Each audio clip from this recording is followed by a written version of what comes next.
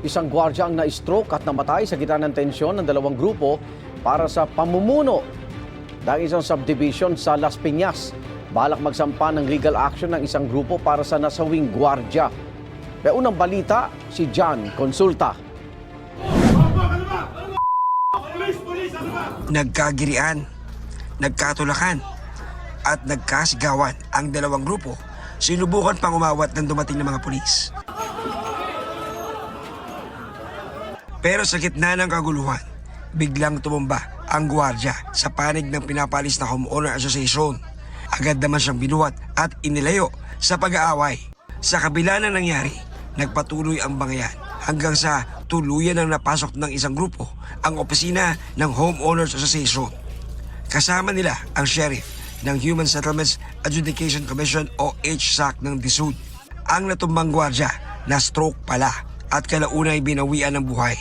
Ayon sa isang grupo, ikinagulat nila ang marahas na paraan ng pagpasok sa kanilang opisina na nauwi sa pagkakasawi ng isa sa kanilang gwardiya. Mabilis na naging mabayolente at sa altercation nangyari, meron po tayong isang gwardiya, may gwardiya po ang Beth Resort Village Homeowners Association na pumanaw. We will attend and take legal remedies and action dun sa namatay nating gwardiya. Any form of violence should never be done sa pagpapatupad ng mga ganitong klaseng pagkakataon. Pero giit ng kabilang grupo, 2 taon na raw expired ang pagiging officers nila. Hindi raw sila sumunod sa utos ng DSUD na bakante na ang tanggapan. We do not want violence. We're not here to fight. We're here to serve. For the longest time, they did not want to cooperate and step down.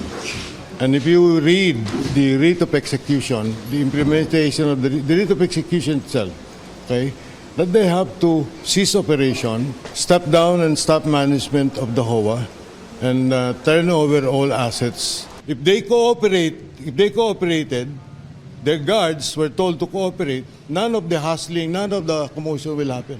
Itinurnover ng sheriff ng DSUD ang kontrol sa bagong Homeowners Association na nangako magsasagawa ng eleksyon sa kanilang subdivision. Ito ang unang balita. John Consulta para sa GMA Integrated News. Igan, mauna ka sa mga balita, mag-subscribe na sa GMA Integrated News sa YouTube para sa iba't ibang ulat sa ating bansa.